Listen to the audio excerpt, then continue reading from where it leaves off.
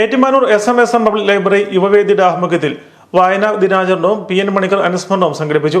Library ഹാളിൽ നടന്ന അനുസ്മരണ യോഗം നഗരസഭാ ചെയർപേഴ്സൺ ലവ്ലി ജോർജ് ഉദ്ഘാടനം ചെയ്തു.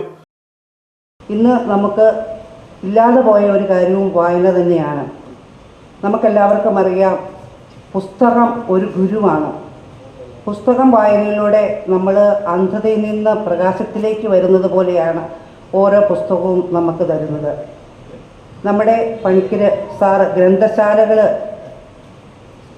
പുനരുദ്ധരിച്ചുകൊണ്ട് വരുന്നത് കൊണ്ട് അദ്ദേഹം വളരെയധികം ഗ്രന്ഥശാലകൾ സ്ഥാപിക്കാനായിട്ട് ആളുകളെ കൂട്ടിയിണക്കുകയും അതുപോലെ വളരെ നല്ല രീതിയിലുള്ള പ്രസ്ഥാനവുമായിട്ട് മുന്നോട്ട് പോയത് കൊണ്ടാണ് ഓരോ ഗ്രന്ഥശാലകളും വളരെയധികം കൂടിക്കൂടി വന്നത്.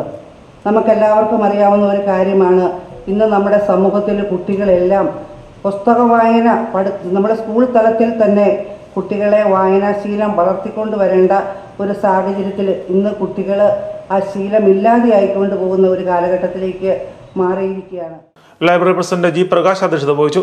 ലൈബ്രറി കൗൺസിൽ കമ്മിറ്റി അംഗം ഡോക്ടർ VR. ജയേന്ദ്രൻ അനുസ്മരണ പ്രഭാഷണം നടത്തി.